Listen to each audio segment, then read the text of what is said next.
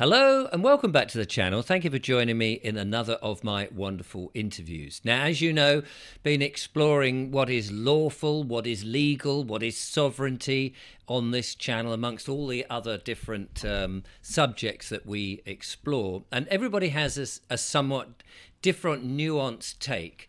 And I like to bring as many people to the table as possible so that you, the audience, can do your own due diligence and work out what is the right course for you, as it were. When I say course, I mean right type of action for you. And so today, I'm very thrilled to be talking, albeit to one particular individual, but there are three others who are here to support this chap. I have Anders, Albert, Kevin, and David. And David is, as he says, his mum called him David, so he is a man called David, and he is part of the SPLS Pro, which is the Sovereign Paralegals Trust, and he joins me now. Hello, David. Hello, good afternoon. Happy Moon Day. Thank you for having us, Richard. It's a pleasure, and thank you for joining, and thank you for the other gentlemen who are... I'll do one of those. Who is there in the background, and they just wish to be there to support, which is very nice. So we've spoken a lot about sovereignty on this channel, and it's been a fascinating journey for myself to understand who I am, and what I am and what I am not, and what they want me to believe I am, and all of that, as many people watching this show will sort of know. So should we find out a little bit about yourself and about your paralegals, paralawfuls, I beg your pardon, trust?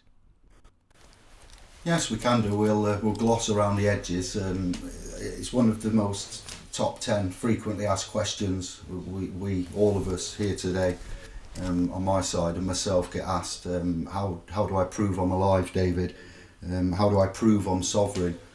So the first question is, why would you want to look into that? Why are you here? Why are you curious?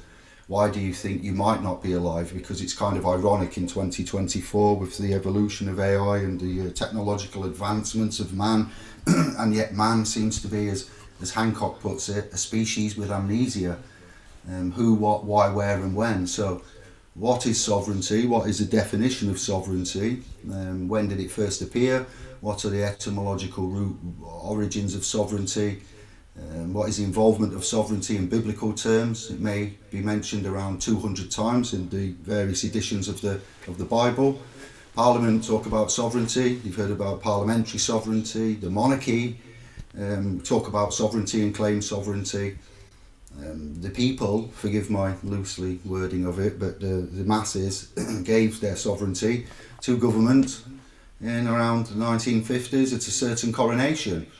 So those that say sovereignty is not for you, David, it's not for us, well, one cannot give something which one does not possess in the first place. It's point blank, simple, equation for you. So sovereignty in itself would mean independence, to be operating independently. Can you exist? Can you interface? Can you live without anybody supporting you, without any interface from the state, we'll say? Know thyself. Look at, Socrates, Homer, Plato. This is nothing new under the sun. Genesis, the KJV 1611. We use that because the Law Society, Londinian Templars, use the KJV 1611 as their source of authority for the legal New World Order. When you need and what can you just tell us what that is? The KJ, is that the King James version 1611, authorized version of the Bible, King James, Christian New World Bible, Richard? Yeah. So when you create a new world, you need a new world language, and the language is in legalese, and the order is as depicted in our. Let's do a disclaimer. We are not here today to give legal advice. For one, you need a solicitor for that. We're not solicitors. We're not giving any advice. Do not, if that's purported to be so, it's wrong.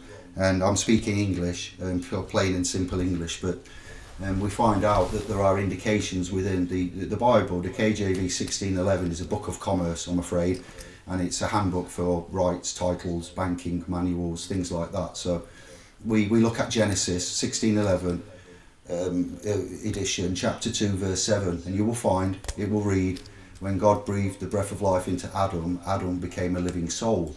So we are not going to speak in oxymoronic terms to you and your listeners. We are not free men on the land.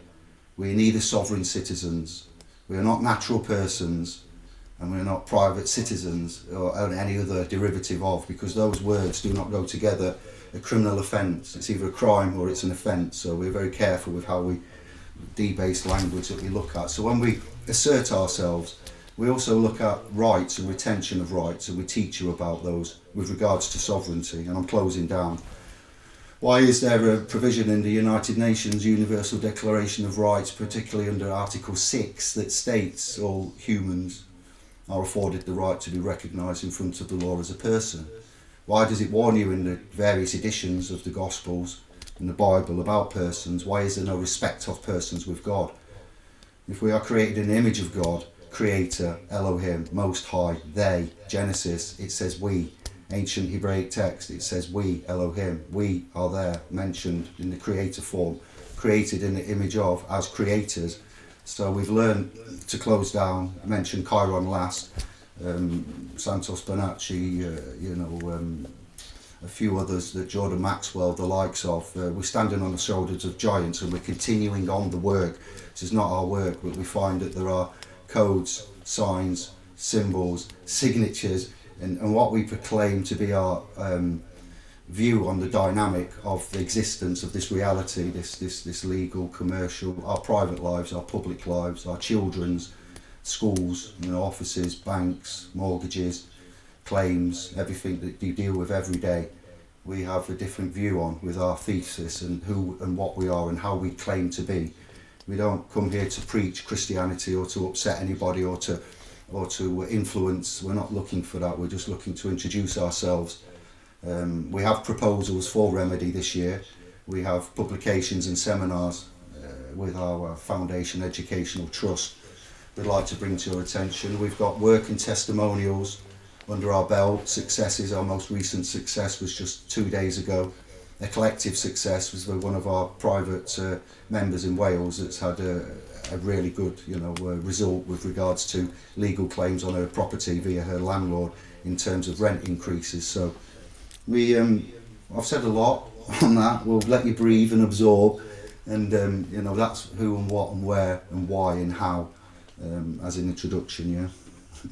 Okay, so, well, as you say, there was a lot in that, and I was thinking you were telling me a lot of what you were not, and so how would you describe yourself then? Are you a living man? And if you're, well, let's start with that. Are you a living man? Well, we look at the words. I've mentioned what language I'm speaking, my mother's tongue, and I'm commanding plain English. So I don't want to insult or confuse, but we are all as we are. We are atomic in structure, yes, whether we like it or not, and we are fundamentally, principally constructed the same. We've forgotten who and what we are. So a soul, a consciousness, a spirit. We connect. There's a quantum realm come into play, quantum computing. We've got the power of prayer, the law of attraction, the power of intent. So what are we? That is quite a massive question, isn't it? What are we? We're held together by a force and an atomic structure. So we can scientifically explain ourselves. But I am an authentic being. Terence McKenna, the great mushroom legendary hallucinogenic man, in his teachings, I heard it from him when he said, I'm an authentic being, when he went on his ayahuasca and other such lucid tripping and discoveries. So we are living souls in ecclesia, in canonization, biblical terms. Holy Spirit, Holy Ghost comes into play. So different cultures have different ways of explaining this. So I don't want to stick to the academic narrative. I would follow Tibetan Buddhism and Hermeticism for my influences on the Egyptian line of theory, and also the ancient Tibetism, Blavatsky, that kind of area. Rudolf Steiner, Alan Watts, Billy Graham, The True Meaning of the Cross. So because we have it's hard to explain simply for me to put, but we can't use the information and knowledge and publications that we believe to be true to explain our current state, because we find most of that to be upside down, inverted and wrong. So I hope that makes a little bit of sense. It's as plain as English, but depending on which particular English version of English you're looking at. Okay, so yeah, so it seems that in our conversation, then, I mean, I'm just aware that there will be people watching this who, let's say, are using the Oxford English Dictionary as their main understanding of our conversation. And I say that, so we're not going to anything that we say is not legalese or Black's dictionary stuff unless we make a point and say that's what we're talking about. So just for the ease of people to understand, I get exactly what you're saying, that you're, if I can paraphrase it to some unknown soul inside a flesh and blood vessel or body or something that moves about on this land that we find ourselves in, which may or may not be real, and it may all be an illusion, who knows. But you know, in other words, you're not the legal fiction that the legal people want you to think about. Well, no. To answer that, name, do I answer to a name? No, but sometimes I am commonly known to go by that name when it is a benefit Right. to me. So a name in English, Oxford linguistics, is denoted with a noun, starting with a capital letter. So names, if you, I said at the very beginning, I am called David, and you very kindly picked up upon that, very graciously, instinctively, knowing, you know. So, yeah, if you answer, names are for companies and corporations. That's where you start at the beginning. How do I prove I'm sovereign? How do I prove I'm alive? Get your person's birth certificate out, your viewers and, you know, channel scribes, and look at the bottom and read that message. It says, warning, this birth certificate is not to be used as evidence for identity. It was never created as an instrument for evidence of identity, but certain institutions will accept it as evidence of identity if you choose to go forward and use that as such. How do we prove the thumb mark, the print? You know, there's one unique identifier of of I. So I, the great I, the all-knowing I, the I am, the single I, the AI, the I of Horus. Who is I? Can I just jump in?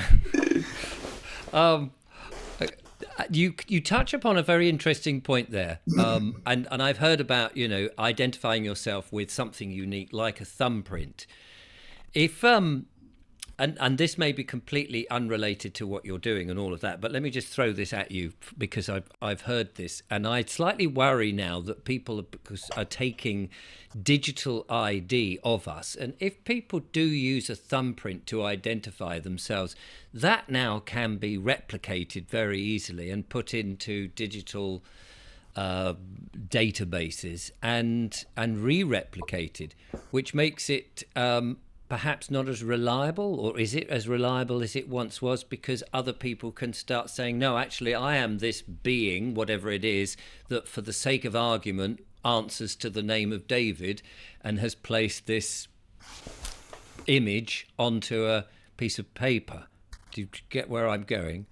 Much like an agent, third-party interloper appearing at somebody's front door with an iPad claiming to have a warrant with a wet ink signature. Exactly. And we can't tell whether it's a copy, real, genuine, fake. So we deal in letters, notices. The doctrine of notice lies at the heart of equity. Make a note and research that, and who, what, when and why. That's paramount.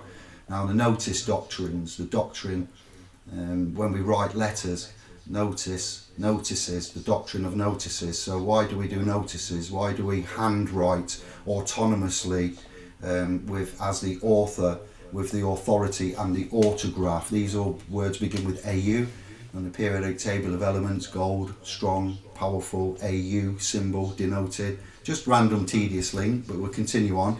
So the civil, legal and lawful system, the civil procedure rules dictate processes, due process must be followed. So for legal and lawful, or anything to be considered legal and lawful, it has standards which must be kept to. Emails and telephone calls don't conform to them standards, but letters will, typed or handwritten autonomously as the author with authority So and it's an interesting. autograph. Yeah? I'm stopping you there, but just so I can get a word in edgeways, as beautiful as it is.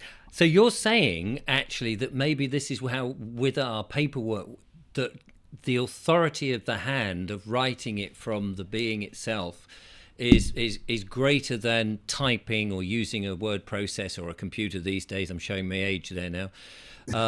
But actually handwriting is far old. He's laughing.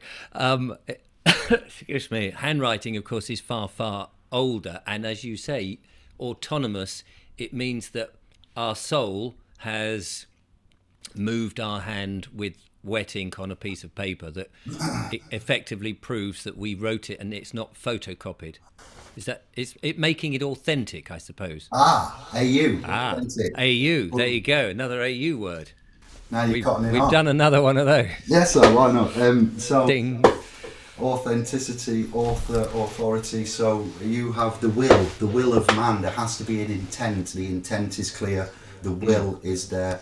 For something to exist initially, there must be biblical, or in this kind of context, there was the will, the thought, there was the word, so there's a progression of manifestation of action, thought, action, manifestation. So you've just gone through a way of us interfacing letters and typewriting. I'm dyslexic, autistic spectrum, Asperger's, ADHD when I was a child, all these issues, but we get through them. You can overcome, and you can autonomously have that. So then it's done by the will, the intent. So we talk about conscionability as well, conscience a lot, clean hands doctrine. There's many doctrines you'll discover if you choose to want us to continue this talk.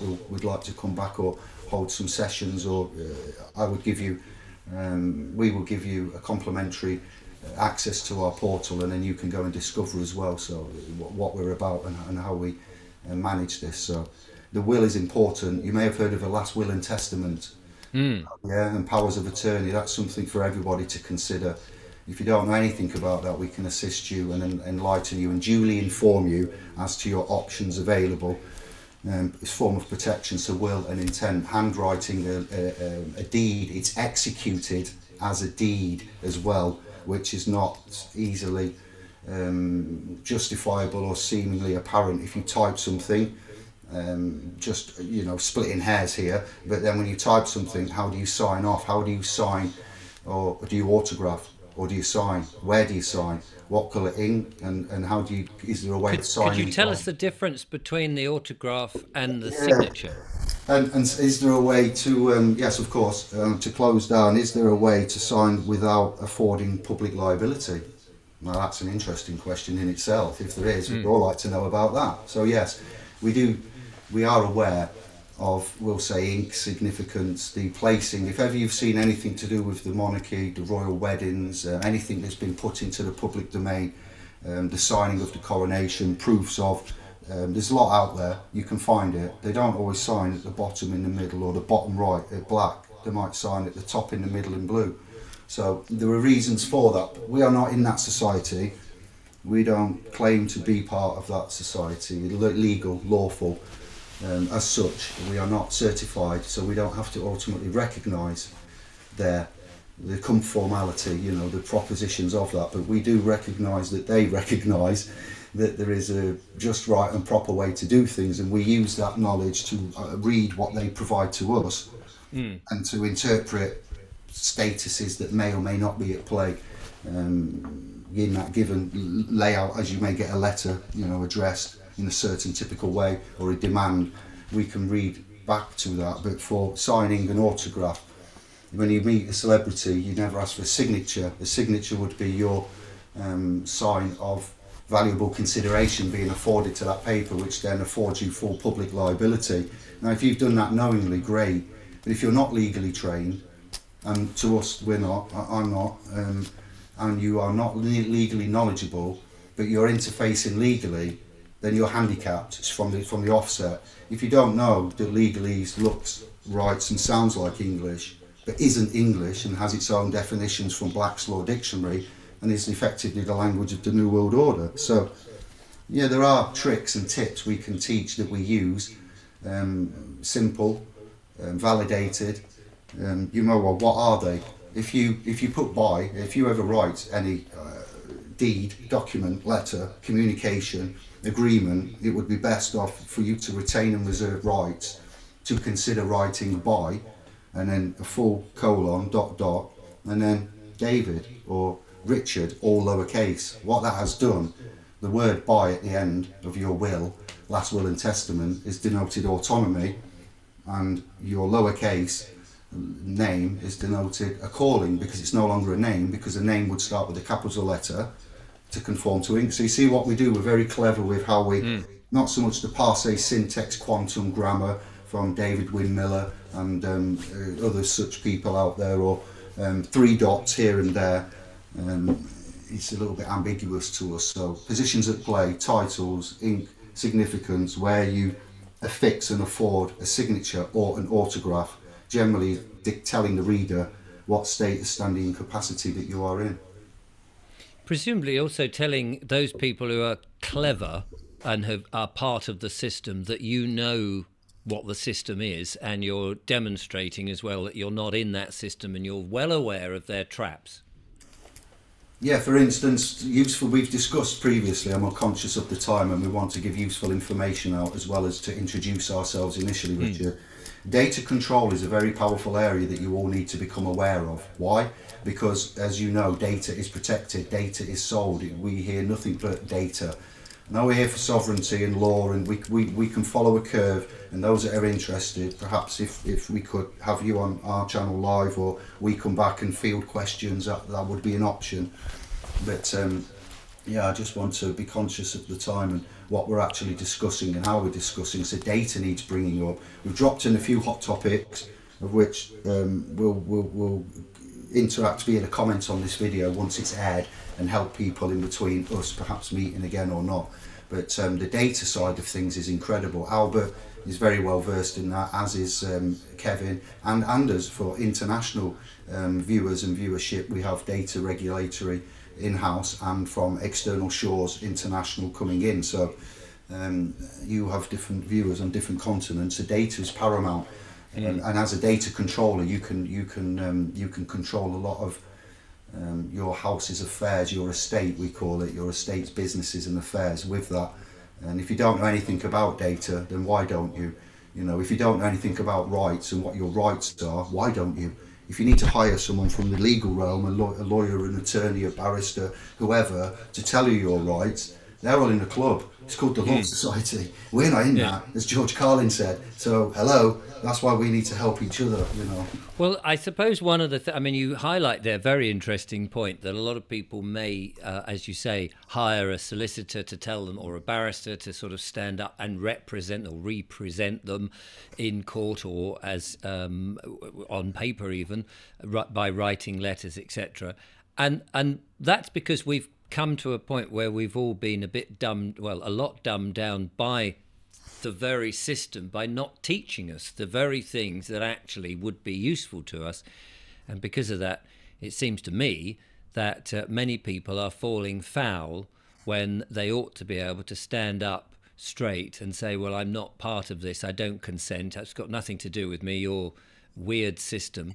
But we all do feel, I say we, collectively people in general, do feel that we're in this world of legalese, and this is how it is, and do not know there is any other way. And so what you're suggesting is there is this other way, which is a lot more powerful, a lot more honourable, and honest and truthful.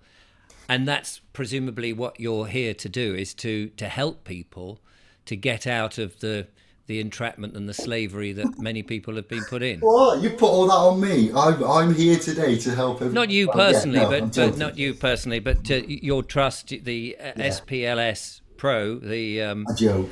Yeah, no, absolutely. But But at the same time, are we not all individually there to help our fellow man and woman? Or spirit, however you wish to describe them. Let's not go down that path again. Authentic being, living soul, you know. Exactly, all of that. So tell us. So you've sort of introduced who you are. So tell us what kind of work that you do, and how you help people, and what the nature of that work is. We help people, other souls, and those in our private trust.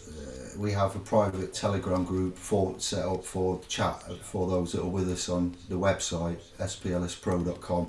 We have a public Facebook page, which Kevin helps manage there. Anders helps manage the private Telegram and the public Telegram, the YouTube channel. So we have various formats and we have various avenues of communication. So you must appreciate that over the last 9 to 15 years, a lot. We've heard a lot, we've seen a lot, we've got skin in the game, we've had results, we can prove, we can give evidences, video recordings. Those that already know of us that are coming to your channel and going, oh, it's Kevin, David, Bert and Anders. They already know this. You're the new additions that we are, the market, the demographic that we are here before. We find lawful solutions to legal problems, and we use the institution's own medicine to feed it back to itself initially, when Jesus quoted the accuser's laws and God's laws, the laws of Mammon. We're not saying that the Bible is an actual depiction of true history. We're saying it's a codified manual and a handbook of commerce and rights. And you look at defence for legal claims, you stumble across the maxims of commercial law. There are 10 of them. And next to those 10 commercial maxims of law, there are biblical precepts from the KJV 16:11 for your kind consideration. I'll leave it there. So then we look at legislation, we look at government. What is government? How can you define government? Can you tell me where government lives? How do we, so departments, houses of lords, commons, parliaments, select committees, you get, So then who is the government? What is government? Legislation, legislatory arm, the legislative arm. We've got an administrative, executive arm, and we've got a judicial arm. So we look at all of those. This is where autism, Asperger's, ADHD, and not being in the narrative then helps having and there's a few of us, not just I.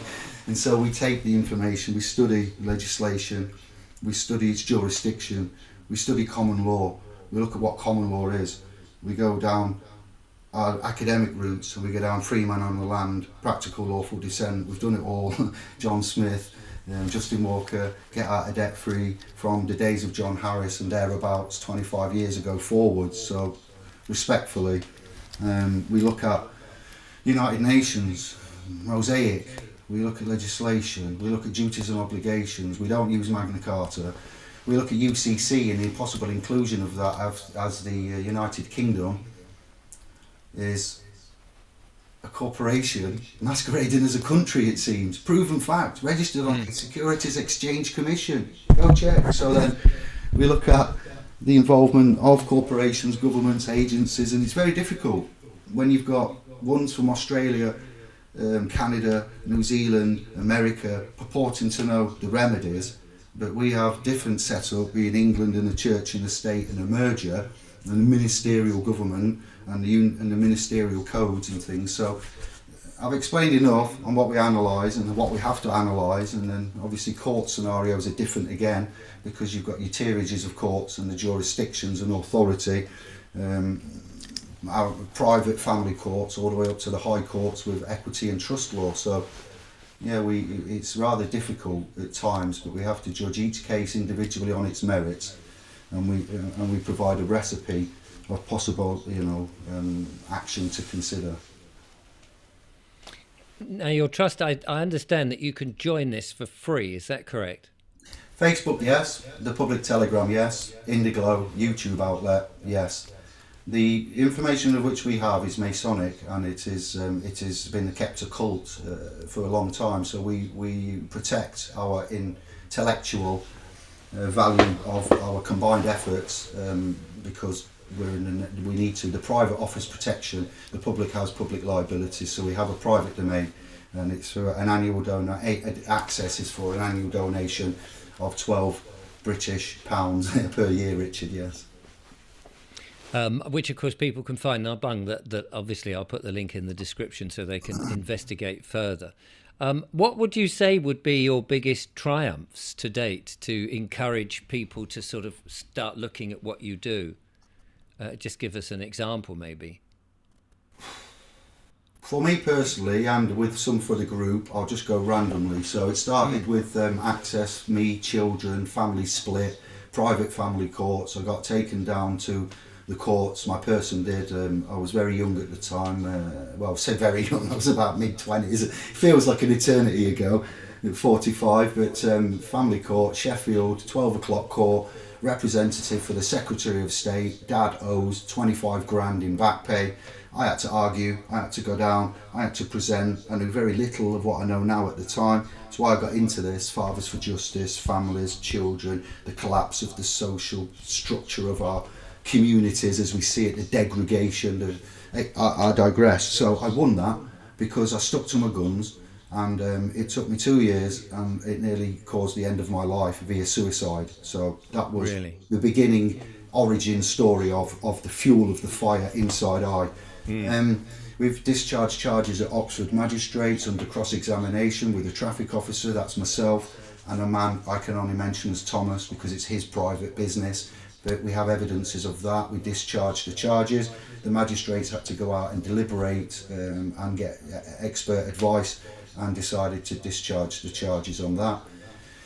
We had a success 2 days ago where a lady in Wales with no computer and just access to internet and an Android phone has been fighting her landlord with regards to data management, malicious communications, rent increases, Wales and its legislative housing authority, and the push on this lady's situation. We found inconsistencies collectively as a group over months of work. The landlord has now written a letter with regards to discontinuation of those legal actions against this lady. For this lady, this is massive. It may seem small in the scheme of things, but she's really pulled it out. For the team, it's really good. Kevin? But I mean, as you say, for the lady in question, I mean, anybody who's got these worries and the fear that their home could be taken away, or they're kicked out, or they've got to face a huge bill, or stand up in court, or whatever it is. I mean, that is a big worry that is keeping people's vibrations low and keeping them down and depressed, which should not be happening in the life that we have, in which we ought to be thriving. And these people should not be put through this situation. So well done to you guys for coming forward and supporting people like her. And others, because although you say it may only be a small thing, but to them, I'm sure it's a massive thing. And the more, happy people in this world, it seems to me, the better the world is. So I mean, clearly you're doing amazing work. Why do you think that it's taking so long for this kind of information to get out? And do you think now is the time that we're seeing the great revelations of it? The reason why, in my humble opinion, and Kevin Anders Burt can speak up and add their, two penneth, there are people, a majority get into this looking for a block of gold. They get into it for the wrong reasons. I just mentioned I got into it via family courts in Sheffield, right, via nearly feeling suicidal and at my wit's end, arguing that I'm a good dad and I want to see my children. Point blank, that's it. It's as real as it is. Others that I've met in this game, that we meet in this game, they're not conscionable characters, number one. But why should they be? Because look at what we've seen. Grenfell, Northern Rock, no one's held it to account, so monkey see, monkey do in some respects. But there are others out there that hear what we say, but say I'm dyslexic, I'm autistic, I'm this, I'm that, I don't have a computer, I can't learn. They make excuses. And there are others out there that come in and they go, right. And they take all the information that they think is valuable and they put it together and they bring up a course and a presentation. It's a business model, and they sell and they sell and they regurgitate. They don't have the correct intent, the passion, the knowledge, the support, the reason, the rhyme. The things are out of kilter. There's a whole mixture of reasons, but in any case in humanity, when there's been an epic, we'll say change, a poignant moment in humanity where man has made a difference.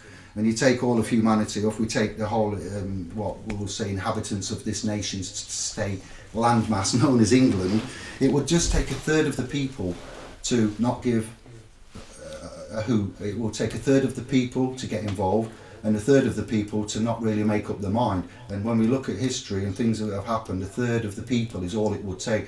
People, living souls. I'm speaking at ease, but even I get into the cognitive dissonance of, so don't we all do that. Don't feel bad about this, because we're all under the same spell, illusion, soft magic, the dark arts. So we need to focus. We're here. We want to set up a decentralised network, Richard, with a view to us managing, because we can't rely on what is at hand and at present. We'd like to present that we're going to go for remedy this year. When we say remedy, what's that? The banking system, fiat, fiscal, currency, the monetary mechanics. Anybody that understands and has a grip on fiscal, monetary mechanics, Lord Denningham, promissory notes, etc., bills of exchange, then well done, and hold up, because we also do.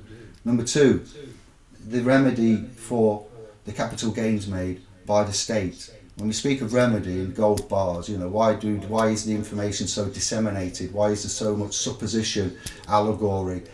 People can't define where they get their sources of authority, evidence, information from. They can't articulate it, or they're just trying to do a good thing and they haven't got enough resources to be able to provide it. But this year we will try to give some structure, some stability, some clarity, some direction in the form of a meeting around May or June, a seminar that we'll have outside in the field where we will invite one and all, private gathering though, and we will bring out a publication with regards to helping you all understand regards to getting on the journey.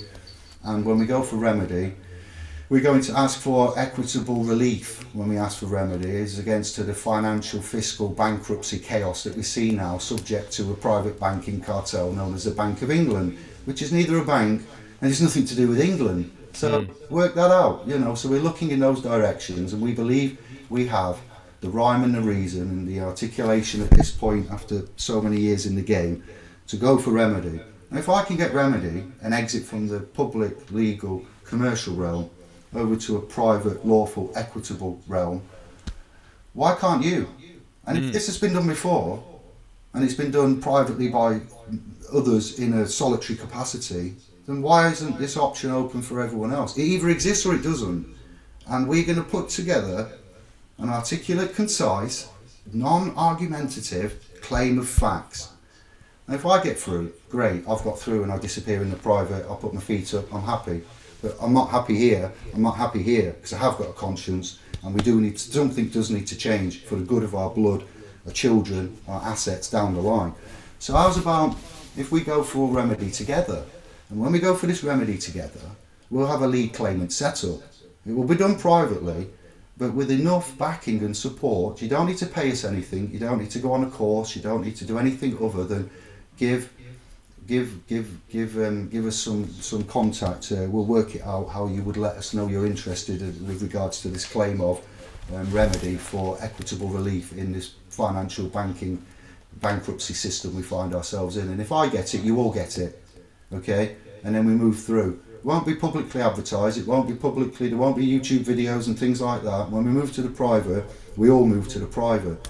If we can't move to the private, it appears we are in, unfortunately for the estate, the corporate city of London, and the alleged authorities such as the papacy, the monarchy, and etc., the ministers in office, it's forced modern day slavery, point blank. And then with the correct backing, support of the lead claimant and hundreds of thousands, we all need to consider our options as the alleged authority on these lands very carefully. We don't need to change red and blue, Kia and somebody else, and so, because that's not worked. It doesn't work. The age of retirement has just gone up, Richard. Did you know? And did you vote for it? Are you happy? Well, I don't intend to retire. That's one thing. I don't feel that anyone's going to tell me when I ought to stop doing whatever it is I damn well like to do. So that's the thing. And I don't have a pension, so I'm not really worried about any of that. So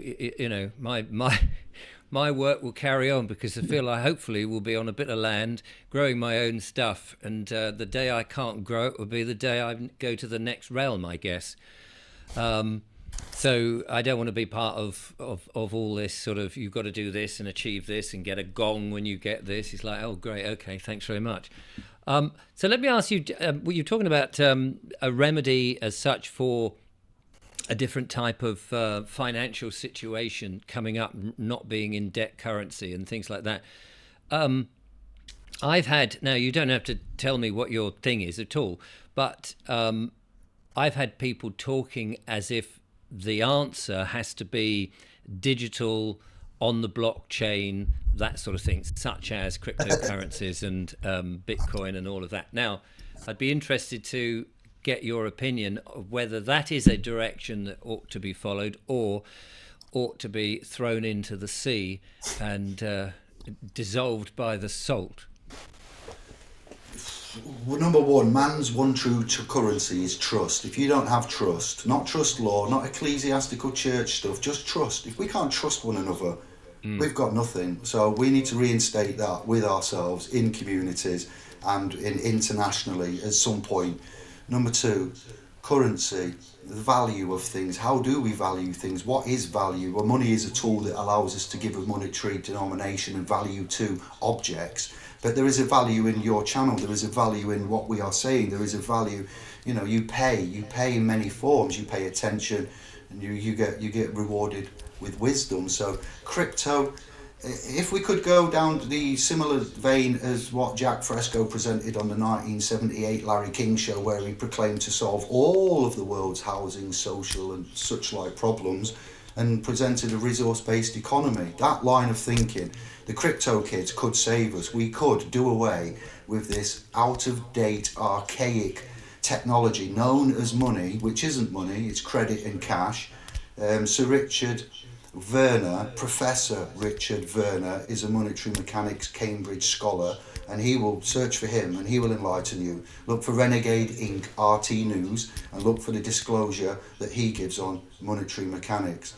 So the crypto aspect, the digital aspect, we could bring into play now, and it could save us. Technology could work for us instead of us working for technology. And how do you mean? Well, the private banking cartels, central reserve banks are the namely ones, yes. We'll leave it there. They print, give to the government loans and does what it does, and we pay the national debt on that from them. Why don't we manage this in-house? Why are we tolerating this? Is it the king? Is it us? Who has that power? Why have we never questioned this? Why, when we go and have demonstrations of force, do we not include this? Just put it there, So gold, value, it would be bullion, it would be silver, it would be platinum. But in the age of what we're facing to close down, is it not resources, water, clean air and health that would be more valuable than bullion in itself? And the garden of which you just described is heavenly, and I think it would be priceless. So again, how do you value? A great question. I'll yield there. Keeping with the sort of philosophical thoughts then, where do you see us in, say, next year, this time next year, seeing as that everyone is telling me that we are going to have an incredibly bumpy year, predictively, and then where do you see us, say, in 10 years? Do you see those perpetrators of the dark side failing or increasing their hold on us beings? After what I've seen after the last 3 years, they're only going to increase. Man's tolerance to this insanity, the lunatics running the asylum, is incredibly astounding to me. The French went out and let their... I'm not saying they were right, and we're not here, and Richard's not supporting, this is my commentary, but the French did go out and show their disgust in the raising of the age of pension. Just one topic, recent. The English, what did we do? Self-medicated, wine o'clock, lit a warhead, took some tablets, stuck on a digital streaming platform and forgot about it the next day.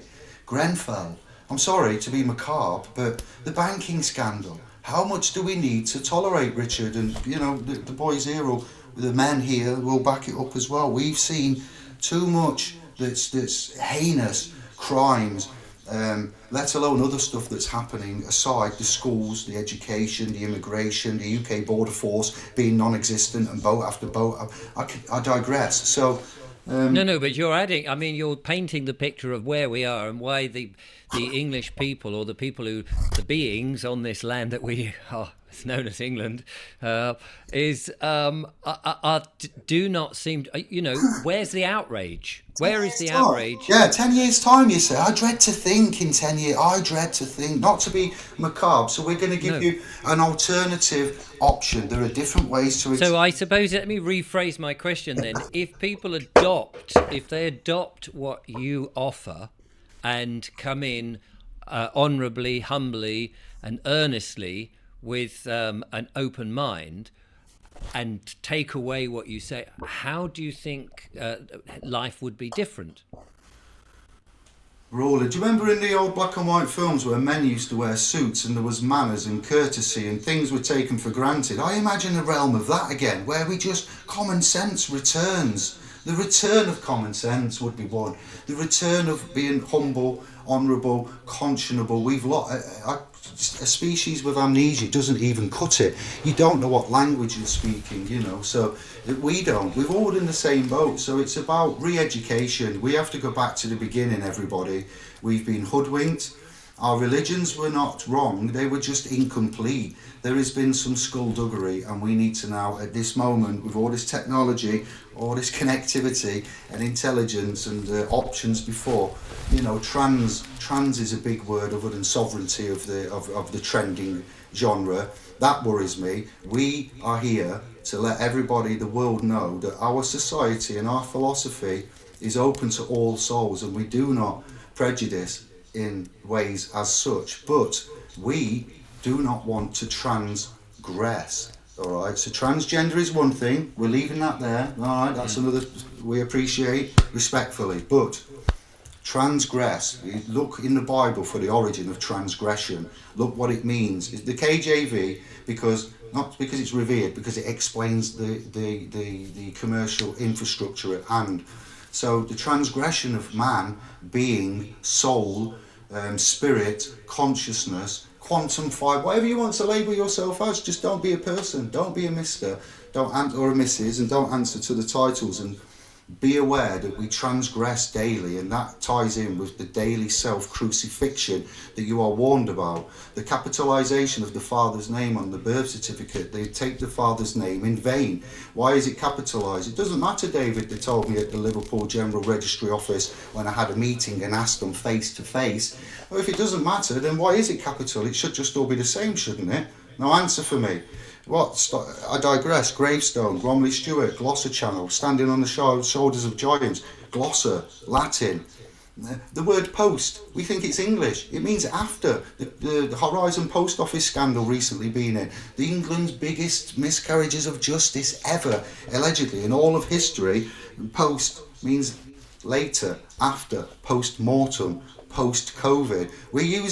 We don't even know. So really, yeah, we will help educate, and we've got our own ways of communicating, a lexicon, language, you know, the science as well needs looking at, education, religion, frequency, medicine, you know. So we're going to start by introducing ourselves and saying, you know, if you're interested in any of this, we'll give Richard access to our domain. He will have a gratis complimentary account, and we're willing to work as a charitable institution, as a charitable entity.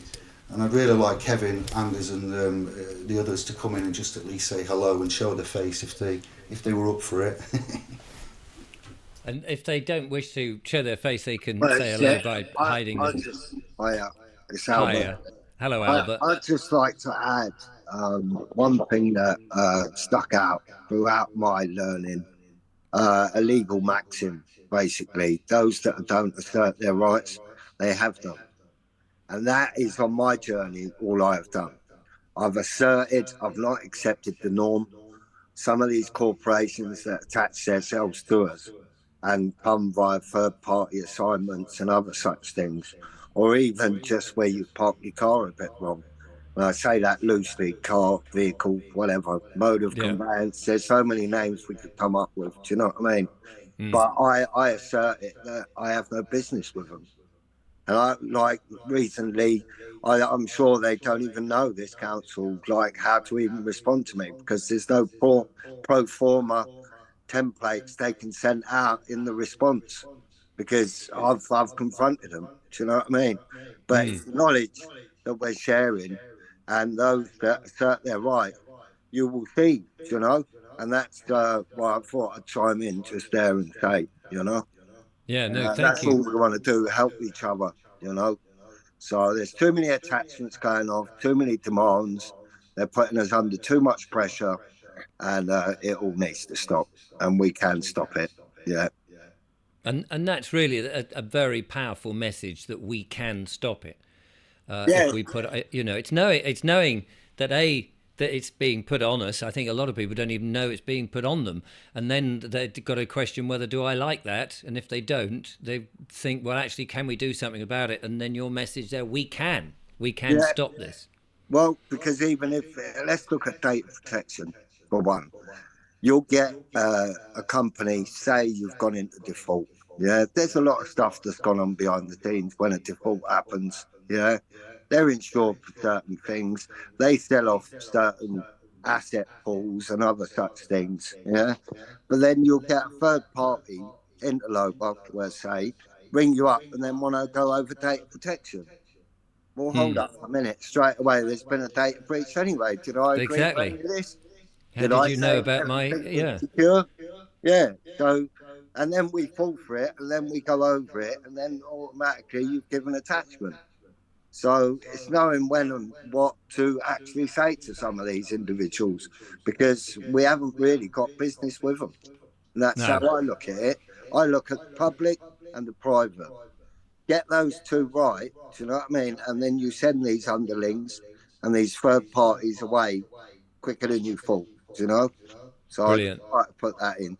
Yeah. Thank you so much, Albert. Did anybody else want to make a comment? Well, yeah, hi, Kevin here, Richard. Hello, Kevin. Just to, I mean, obviously, I got involved many years ago, all about bailiffs and all that, managed to dispel them with less knowledge than I have now. But now I don't really have many interactions with them, which is a good thing. But we came basically, we knew SPLs were there. There was some members in the group. We weren't attached as such to the group, but there were some members in the group. They were having a meeting, and one of them was having problems with the DWP. So we made a suggestion to David, and we all met up in Oxford, um, and we got him sorted out almost immediately, just with I think one letter that took, and he's been left alone. But it's very similar what we do with the DWP, and the reason I'm so invested, and Graham, who's not with us today, but he is around, we're so invested in that because we were subject to their procedures until we discovered stuff. I'll just give you, there's so much I could tell you, Yeah, but I'm just sure. basic stuff is if you're sick or disabled and you're obviously you can't work, which is my situation and Graham's too, and many others, and you go to the DWP and you apply for your entitlements, what they don't tell you is they want to assess you. Right, that's fine. But they don't tell you that the people that are assessing you might as well be on the till at Tesco's. And I mean no disrespect to anybody that does No, they're work not on the tills qualified. at Tesco. Right. So if you've got a medical certificate that says you're unfit for work, soon as you agree to the assessment, you've Right. now given that away. They can now decide whether you're fit for work or not. Yes. So this is where we started. So we never always tell people never refuse an assessment. Never refuse. If you refuse, they're going to instantly sanction you. So we started off with the conditional acceptance. Can we see these people's medical qualifications? Can we see their personal indemnity insurance in case they cause me harm by their unqualified decision? Blah, blah, blah. It's a bit more involved than that, but it used to be Yes. paperwork. Okay, we'd start off, here's the paperwork, fill it out, send it to them. But now we've got it down to it's a phone call. Oh, Literally, right. you do it in a phone call. If they phone you up to want an assessment, by going through all the legislation, we've discovered that you are entitled to a paper-based review. You don't have to do these assessments. They don't like you saying, no, I'll have a paper-based review, but that is what you're entitled to. Now, that leaves them in a sticky situation because who's looking at your private, personal, sensitive medical data? What are their qualifications to look at it? Right. Right. And of course, they Yeah, haven't yeah. got any. No. They haven't got any at all. So So then that's we'd them. start with, freedom of information. Who's the assessor? What's their qualifications? Can we see their personal indemnity? And that would be alongside what's called a mandatory reconsideration. Okay, it's basically two letters in the same envelope. So the Yeah. mandatory, the first thing they say, they sanction you. You think it's wrong. You have to follow the process, which is mandatory reconsideration. We're at the point now where generally we don't even go to tribunals anymore. They just don't mess with us. Um, I don't want to sound big-headed, but this is a fact. We've got a 100% success rate. Wow. Nobody's failed. That is We've got amazing. loads of people through.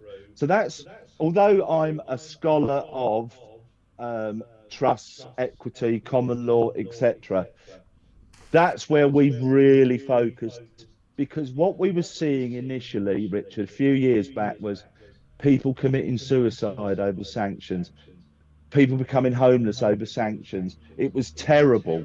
So Hmm.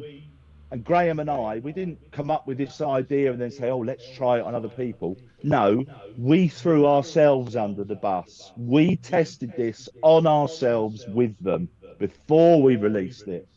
Yeah. And then when we had the meeting at Oxford, that's when we really released it and became part of SPL's proper because we had, yeah, it is a remedy in that realm. It's still a fight. You still got to have a fight with these people, but ultimately they're buggered and they won't a lot of the times now when we go in with excuse my French there a lot of the times when we go in when you get a mandatory reconsideration and they haven't changed their decision. So you then apply to tribunal for a hearing. And what we're getting a lot of the time is letters back from the tribunal saying, we're not going to give you a hearing, but we're going to go and have a little word with the DWP about their decision. And then we're like, well, hang on a minute. How's your private company able to Yes. go and tell that private company what to do? I want a ruling. And of course, they don't want to rule No, on they it. don't want that to happen. No, because it's a massive cash cow gone for HMCTS. Yeah. If you think 250 quid a hearing, how many hearings are going on across the country every day? Exactly. It's a lot Well, of money. and that's what it all boils down to at the end of the day. Um, Yeah. Anybody out before we go, because time's running thin now, but anybody else before I go back to say cheerio to David? I know Anders is in the background. I'm not sure if he wants to say anything or not. Yeah, I can say that yes, I'm in here mostly for the networking because I see this is really important that we are international and that we know what's going on in each other's country. For example, here in Sweden now we have laws that says that the police, if they stop you and you have a necklace that is quite expensive or a watch that is expensive or even shoes that is expensive, the police they can take your stuffs now because it's over your lifestyle. Who are And they to choose how your lifestyle is? exactly, but that's up to the police that they're doing this.